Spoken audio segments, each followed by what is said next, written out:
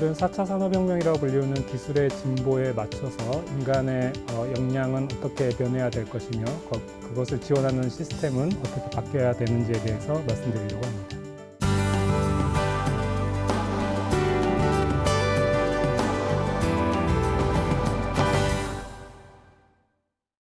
이런 질문을 던지면서 시작을 해보겠습니다. 아직도 4차 산업혁명이라는 말 자체가 맞는 말이냐라는 게 계속 이어지고 있습니다. 딥러닝으로 대표되는 인공지능에게 지금에 일어나는 변화가 과연 4차 산업혁명일까요? 이렇게 질문을 던지면 어떤 답을 내놓을 수 있을까? 글쎄요. 충분한 데이터가 없어서 답을 못할 것 같다라는 답이 1차적으로 예상이 됩니다. 왜냐하면 1, 2, 3차 세 개의 사례밖에 없었기 때문에. 그런데 그 하단으로 내려가면 조금 더 많은 데이터를 우리가 모을 수 있겠죠.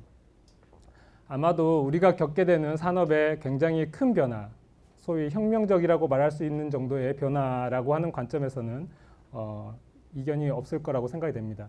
그럼 우리가 살펴봐야 되는 거는 이게 4차 산업혁명이냐 아니냐, 앞서서 나왔던 세 번의 산업혁명과 비교해서 기술 동의는 무엇이고 그것으로 인해서 발전되고 있는 것은 무엇이고 변화가 온 것은 무엇이고 이런 관점이 아니라 현재 일어나고 있는 변화 자체가 무엇인지를 좀 살펴볼 필요가 있을 것 같습니다.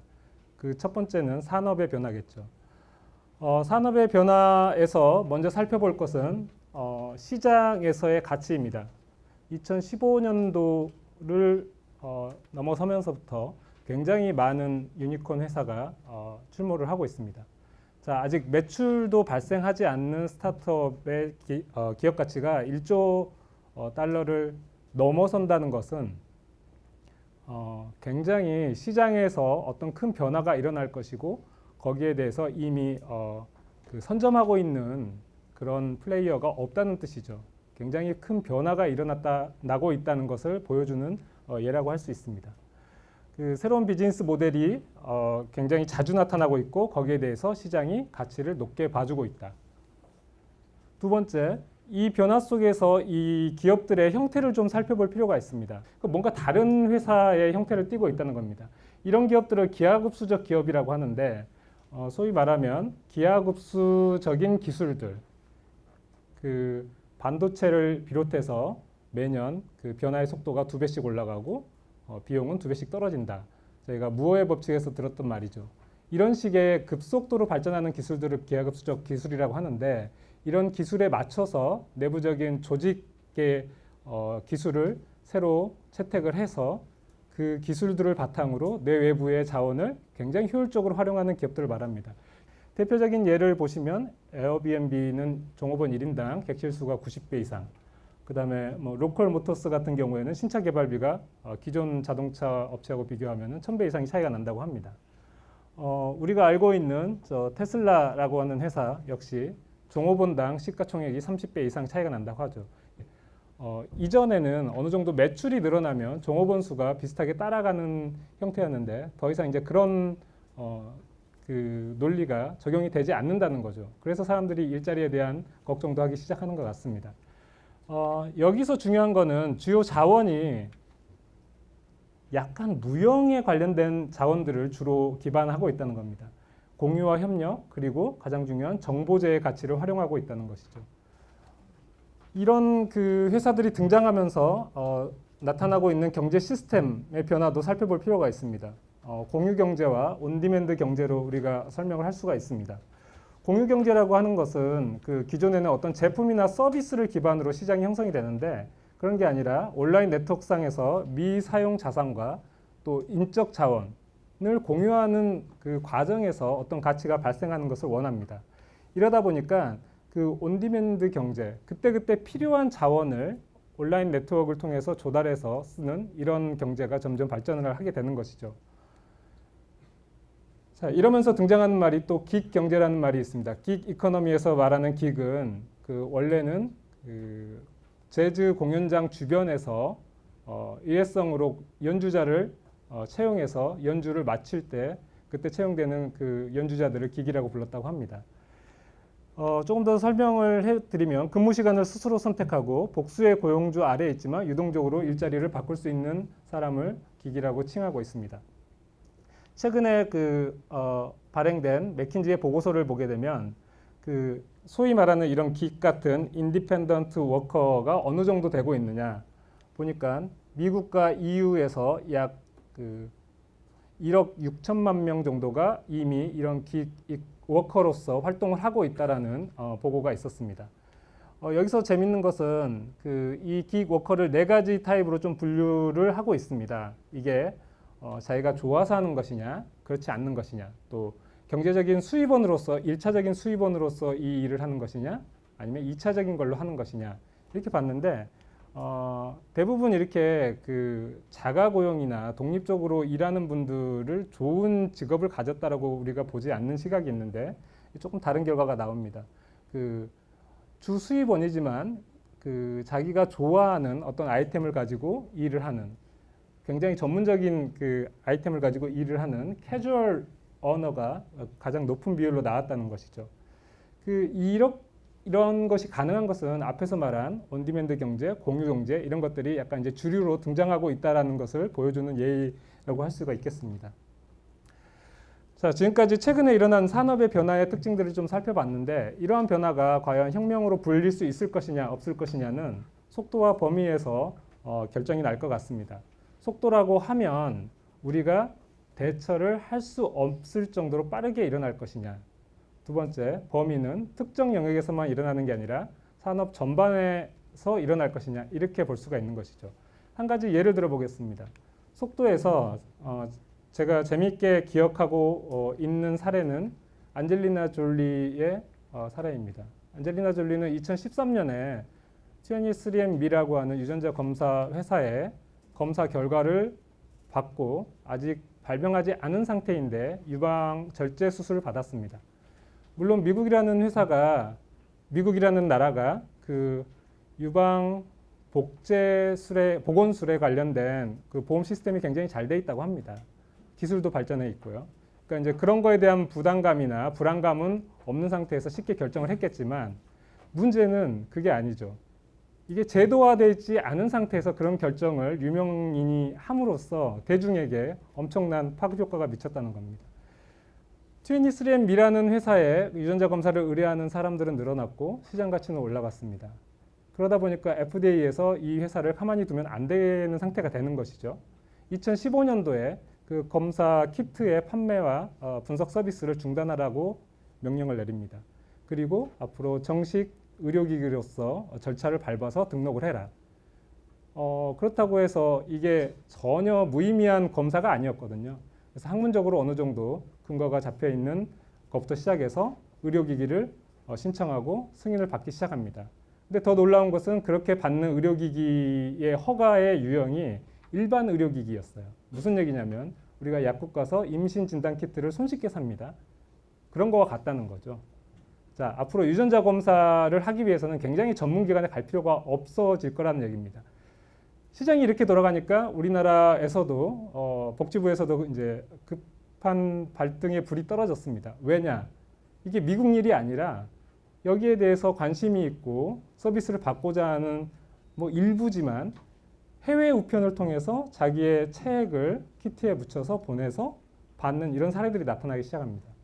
그래서 복지부에서 2015년 말에 생명윤리위원회에서 관련된 정책 연구를 띄웠고 2016년도 상반기에 부랴부랴 일부 항목에 대해서 유전자 검사를 의료기관을 거치지 않아도 된다고 제도를 바꾸게 됩니다. 자, 3년이 걸렸죠. 기술에 의한 시장의 변화가, 소비자의 변화가 먼저 일어나고 나서 제도의 변화가 3년이 걸렸다는 겁니다. 이런 일이 앞으로는 계속 반복돼서 일어날 겁니다. 자, 이런 속도로 모든 변화가 일어난다고 한다면 앞으로는 우리가 대처를 할 수 있는 기회를 못 갖는다는 거죠. 분명히 혁명적인 변화의 어떤 시그널이라고 볼 수 있을 것 같습니다. 산업의 변화를 둘러싸고 있는 게 사회의 변화죠. 1년 전에 알파고가 이세돌 구단을 이기면서 한국에서 이 이슈가 굉장히 이제 전면에 등장하게 됐습니다. 사실 우리나라는 좀 늦었죠.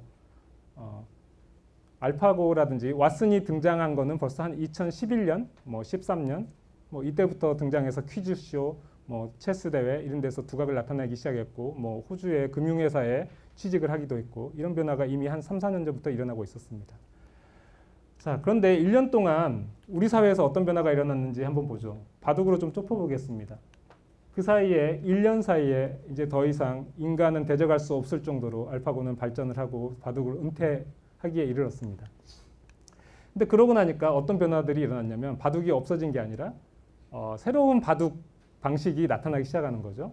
이렇게 사람 3명과 알파고가 동등한 자격으로 경쟁을 하는.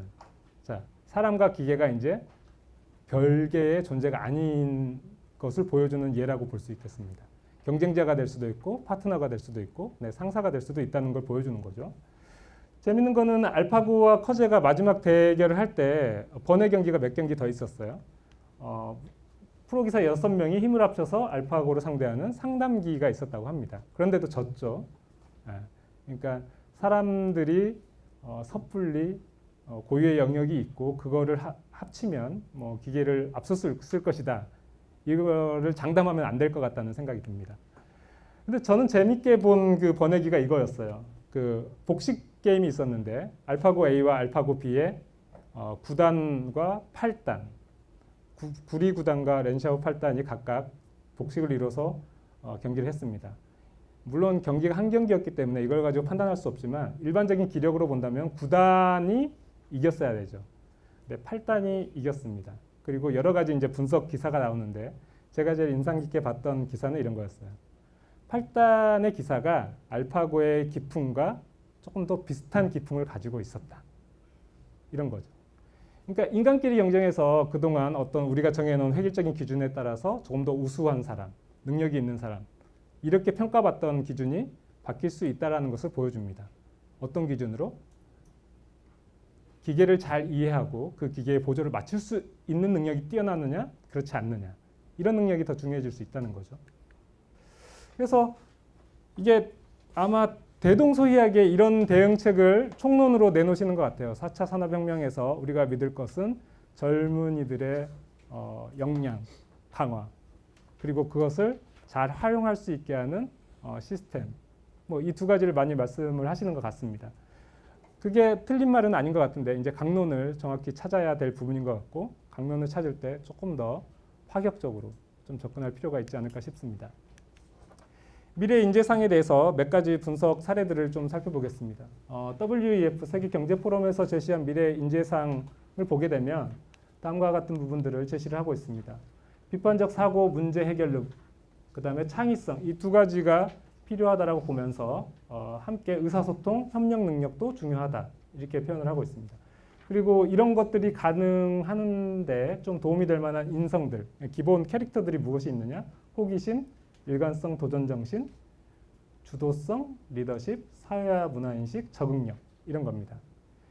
전반적으로 보게 되면은 뭔가 획일적인 부분에서 좀 탈피하는 게 필요한 그런 것들을 요구를 하고 있습니다. 우리나라처럼 굉장히 어떤 일관성 있는 그 기준하에서 평가를 받고 그 평가 결과가 평생을 따라가는 나라가 아마 없을 거라고 생각이 드는데 이런 부분들하고 전혀 반대되는 역량과 인성을 요구를 하고 있다는 거죠. 그리고 그런 것들 과정에서 앞으로는 의사소통, 협력 이런 누군가랑 어디인가랑 연결되어 있는 능력이 많아야 된다는 겁니다. 그런 것들이 나타나야 비판적 사고 문제 해결력과 창의성이 생길 거라고 합니다. 맥킨지에서 발표한 미래 한국 기업의 인재상입니다. 여기서 보게 되면 강조하는 것들이 있죠. 외부에서 성과 창출의 동력을 외부에서 찾아야 된다. 또 유연하고 기민하게 그런 외부의 기회와 아이디어를 포착하면 결정을 해야 되고 성장 방식은 뭔가 패스트 팔로우나 뭐 효율성을 높여서 그러니까 소위 우리가 말한 뭐 수건을 짜서 뭐 하는 그런 방식은 이제 통하지 않는다는 거죠. 굉장히 혁신적인 거, 대대적인 혁신을 추구하는 거 이런 것들이 중요해질 것이다. 그리고 외부 상호작용도 광범위한 네트워킹이 필요하고 조직관리도 지원, 조율, 협상 뭐 이런 것들이 필요하다. 행동 양식은 세대와 지역을 아우르는 거다. 이게 종합을 해보면 서로 다른 키워드를 쓰고 있지만 전체적으로는 커넥팅을 강조를 하고 있습니다. 혼자 살면 안 된다는 거죠. 똑똑한 천재보다는 인기 있는 돼지가 조금 더 대우를 받을 거고 앞으로 우리의 발전을 이끌 수 있을 것이다라고 할 수 있겠습니다. 제 개인적으로는 아직 조금 완결되지 않았지만 다음과 같이 그래서 미래 인재상을 좀 제안을 하고 싶은 마음이 있습니다. 고용 상태가 현재처럼 어떤 조직에 속해 있는 형태로 획일화된 형태가 아니기 때문에 인디펜던트 워커의 상태를 조금 더 중요하게 다뤄야 된다라고 보고 있습니다. 두 번째, 직위는 역시 뭐 지금처럼 약간 부서원의 역할과 부서장의 역할, 리더의 역할과 팔로워의 역할은 유지가 될 거라고 보여지는데 그러면 이렇게 네 개의 영역이 생기게 되는 거죠. 그 조직 내에서 리더 역할을 하는 분들은 이젝티브의 역할이 아니라 앞으로는 오픈된 팀 리더의 역할을 좀 하는 쪽으로 바뀌어야 되지 않을까. 그래서 정말 혁신적인 아이디어와 자원을 발굴하는 그런 데 좀 집중을 하고 그리고 그런 것들이 발굴됐을 때 혁신 성과로 이끌어갈 수 있는 오픈 인큐베이션 전문가의 역할을 해야 되지 않을까 싶습니다. 두 번째, 그 조직 내에서 팔로워의 역할을 하는 분들은 투명한 협력 촉진자의 역할을 좀 할 필요가 있을 것 같아요. 지금처럼 약간 상하관계, 갑질문화 뭐 이런 게 아니라 정말 혁신 네트워크 내에서 그 중개자의 역할 또 피드백을 서로 순환시켜 줄 수 있는 역할에 좀 집중을 해야 될 것 같습니다. 그래서 피드백 룹 빌더라고 제가 좀 이름을 붙여봤습니다. 세 번째, 그 앞으로 조금 더 중요해질 것 같은 인디펜던트 워커에서 팔로워들은 어떤 역할을 할 수 있을 것이냐. 결국은 애드버커티브 기기라고 제가 표현을 했는데 재즈 연주자들의 특징은 사실은 사전에 뭔가 연주할 곡을 서로 약속하지 않아도 연주가 가능하다는 거죠. 어떤 기본적인 룰을 가지고 그날 연주할 어떤 패턴 또 그 무대의 어떤 그 컴포넌트만 이해를 하면은 자유로운 연주가 가능합니다. 그러니까 개인 그 노동자들이 앞으로 지향해야 될 거는 이런 겁니다. 그러니까 그 프로젝트 하나하나에 대해서 굉장히 집중을 할 수 있는 재즈 연주자 같은 능력을 갖춰야 된다.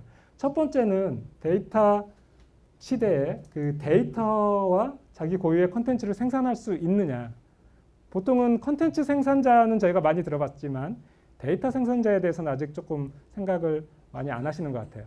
근데 정말 세상에 없는 데이터, 희귀한 데이터 이런 것들을 찾아서 먼저 생성해낼 수 있는 능력이 있다면 그런 것들은 분명히 가치를 평가받을 수 있지 않을까 생각이 듭니다. 두 번째, 여전히 그 기계의 진보에 맞서서 가장 늦게까지 사람의 영역으로 남을 수 있는 부분이 사람이 사람 얼굴 보고 뭔가 서비스를 받고 싶은 영역인 것 같아요.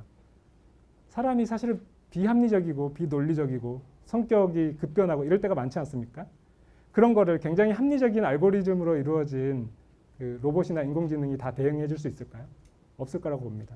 결국 그래서 예전에는 핑크 컬러라고 해서 약간은 좀 좋지 않은 그런 업종으로 인식을 받았지만 앞으로는 그런 핑크 컬러, 그 사람에게 직접 대면 서비스를 할 수 있는 영역 거기에 필요한 것들은 사실은 섬세함이 필요한 거죠. 감성적인 게 필요한 거고 이런 부분들이 중요해질 거라고 봅니다. 인디펜던트 워커에서도 약간 리더 역할을 할 수 있는 부분들이 있을 거예요. 이런 부분들은 이제 어떤 목적을 가진 네트워크를 만들어서 촉진할 수 있는 능력을 가지신 분들이 조금 각광을 받지 않을까 싶습니다. 뭐 한마디로 표현하면 연결 전문가라고 할 수 있겠죠. 이 와중에 놓치지 말아야 될 거는 그런 것 같아요. 결국은 사람의 능력에서 이제 앞으로는 중요한 게 뭐냐.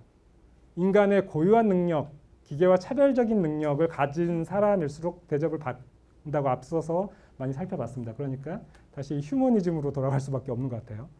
휴머니즘이 없는 사람과 있는 사람의 차이가 클 것 같고요. 두 번째, 여전히 이런 과정에서 머신에 대한 리더십은 유지가 돼야 되겠다. 또 밑에 팔로워에서는 머신과 파트너십을 가지고 일할 수 있는 능력이 확보가 돼야 되겠다. 뭐 이렇게 정리를 좀 해봤습니다. 그래서 인재상을 이렇게 다양하게 설정을 하지만 핵심적인 건 있죠. 저희가 이렇게 표현하신 분들도 있더라고요. 르네상스 시대 이전에는 사실은 신이 사실은 세계를 지배하던 시대였죠.